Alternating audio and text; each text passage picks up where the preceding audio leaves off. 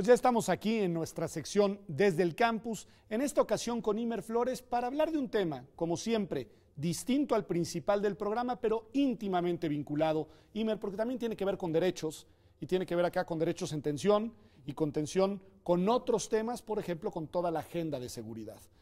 Platicábamos hace algunos minutos fuera del aire sobre un dato que decías, pareciera que hay una regresión.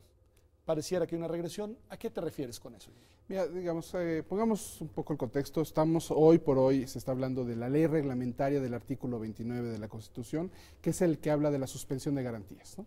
Yo creo que todavía tenemos muchos temas pendientes en hacer eficaces los derechos y ya estamos pensando... cómo suspenderlos. Cómo suspenderlos, ¿no? Entonces, esa de entrada te deja una sospecha ahí quizás de alguna forma, pero sobre todo lo pienso porque está reciente la ley Atenco en el Estado de México, no hace mucho fue la ley Bala. Recuérdanos la ley Atenco, nada más para ubicarla. Déjame que hacer un encuentro, ¿no? La ley Atenco, Okay. La ley Bala en Puebla, la ley en Quintana Roo antimarchas. Aquí en el DF también hicimos algunas cosas, se hizo este delito de ultrajes a la autoridad, ahora la Corte justamente se pronunció en principios de marzo en la inconstitucionalidad del artículo 287, entonces hay varios ahí, ¿no? Entonces, pero vamos por la de Atenco. O sea, la de Atenco de entrada es, como sabes, una ley que ahora aprueba con Eurobiel Ávila, pero que es la de la fuerza pública. Okay. Y entonces entran con unas definiciones muy ambiguas, a que si uno resiste pasivo, si uno resiste activo, si uno resiste violento y si uno resiste agravado,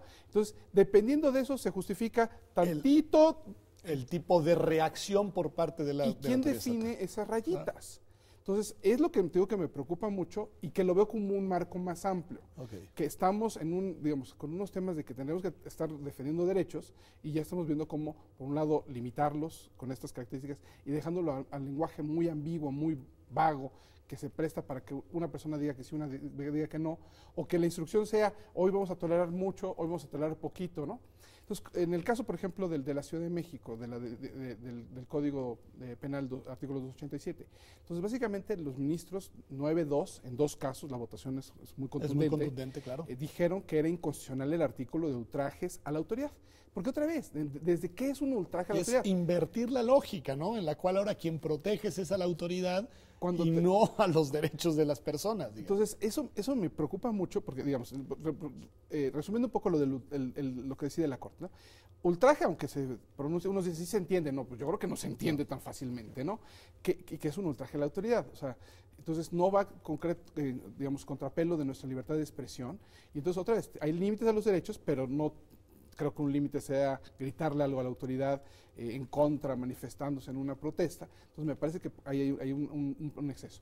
Y ahí lo curiosamente es que se van por la taxativa de que como no queda claro el criterio, eso lo hace inconstitucional. Claro. Y uno de los ministros, en uno de los casos era el ponente, era Cosío, él insistía que había una afectación a la libertad de expresión. Claro, que no era un problema solo de la imprecisión conceptual, sino que esa lógica atentaba contra la libertad de expresión. Y a mí me gusta ese razonamiento todavía más. Me parece que el otro es, digamos, todos estaríamos de acuerdo. Es impecable, pero es técnicamente muy puro, digamos. Exacto, muy puro. Y el brinquito extra es el que me preocupa. Porque viene el tema de la suspensión de garantías. La Constitución ya la reformamos en el 11 y luego ahora en el 14 también. Y le hemos ido quitando, ¿no? Antes se necesitaba que el Procurador General de la República diera el visto bueno a la suspensión de garantías y el Congreso de la Unión. Y ahora ya parece que nada más es el presidente. Ahora se va volviendo más fácil, dirías Más tú. fácil. Okay. Y entonces me preocupa otra vez que la suspensión se vuelva tan fácil. Okay. Yo entiendo muy bien que en situaciones de emergencia, catástrofes naturales, inundaciones, el tema de la influenza, que se necesita hacer frente a una de estas eventualidades y que tengas que reaccionar rápidamente, pero bueno. La autoridad pueda contar con algunos recursos para actuar. Entonces, eso me parece muy sensato, pero aquí el problema que veo es que ya en la propia Constitución ya pusimos un listado de lo que no se podría suspender, sí. Pero ve lo peligroso, al contrario, todo lo demás se puede suspender. Y aunque en el listado te dice cosas como no discriminación, libertad de pensamiento, conciencia, bueno, menos mal que eso no me lo pueden quitar, ¿no? Pero se deja abierto, por ejemplo, libertad de expresión, de asociación, de reunión, de petición, de protesta. Ahí que habría una discusión de que si esas no son nuestros derechos políticos, a mí me gusta pensar que sí, pero me queda claro que no todo el mundo piensa así. Entonces, resulta que parecería que la suspensión de garantías es para hacer frente a los derechos de las personas que eventualmente quieren expresarse, asociarse, reunirse, pedirle algo al gobierno o protestar, marchar. Entonces, híjole, estamos, creo yo, en una tentación autoritaria, regresiva de los derechos, cuando tendríamos que, insisto, por una lógica de protegerlos y defenderlos, ¿no? ¿Cómo explicarlo, Imer? Porque sí es cierto, ha emergido en los últimos días, ha emergido en el debate público, de nuevo, algunas voces, unas voces que suenan, digamos, que vuelven a retomar esta vieja idea de que los derechos son un instrumento para proteger a los delincuentes, son enemigos de la seguridad y la estabilidad, que reclaman que los jueces liberen a presuntos delincuentes que fueron detenidos de manera abusiva o torturados o que no se lograba acreditar. En fin, hay de nuevo estas voces. ¿Cómo explicarlo, Imer? ¿Qué es lo que hay acá detrás?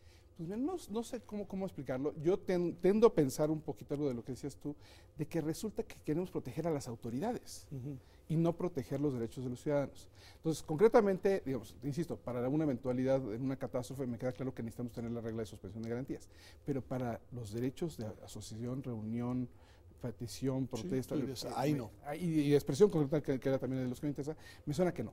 Pero otra vez, parecería que otra vez ligándolo con el delito de ultrajes a la autoridad, no queremos que se toquen a las autoridades.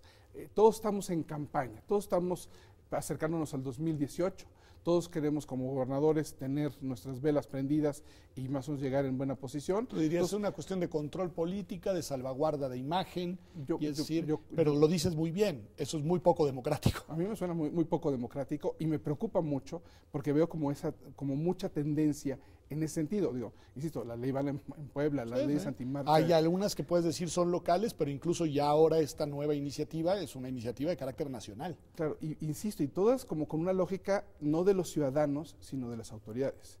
Ahora, ahí lo que también es muy relevante es que sea con el tema de los efectos tienen que ser proporcionales, las decisiones tienen que ser revisadas por la Corte, entonces al menos eso ya está puesto en la Constitución. Sí, pero en un momento dado que tú reprimas una marcha, los muertos, aunque la Corte te diga que se excedieron, están los muertos. Entonces, a eso me parece que es muy peligroso. ¿Tú tienes la impresión de que la Corte sí nos sirve como salvaguarda para estos temas? Digo, lo pregunto porque uno dice, ¿a dónde volteo? Las iniciativas vienen de los ejecutivos, se hacen las mayorías legislativas. No, a mí sí, de hecho, qué bueno que lo planteas así. A mí me parece que efectivamente ahí la Corte ha ido sentando ciertos criterios, ciertos presentes, y lo curioso es esto, que no lo estemos oyendo. Okay. Y eso era parte de lo que a mí me interesaba como traer a la mesa, que la Corte, en esta parte como de diálogos, ¿no? La Corte nos está poniendo argumentos a favor de los derechos. Ajá, y nótese, aunque la Corte también se echó un pasito atrás cuando dice es un problema de taxativa, entonces eso violenta la legalidad, no hay un criterio claro de cuándo sí, cuándo no, entonces por eso es inconstitucional. No, y decía Cosío, además hay un tema de libertad de expresión, entonces un escalón arriba. Entonces, al menos me parece que en un diálogo tendríamos que ir pensando que esos criterios, si las leyes pasan con esos criterios, la Corte las va a declarar inconstitucionales, que es más o menos lo que vemos con el tema de la ley Atenco, ¿no? El gobernador dice, bueno, que me lo revise la Comisión de Derechos Humanos, ¿no? Que la Comisión Nacional de Derechos Humanos, si me dice que también está mal, pues lo cambiamos. Ok, pues es la forma de lavar un poco de cara.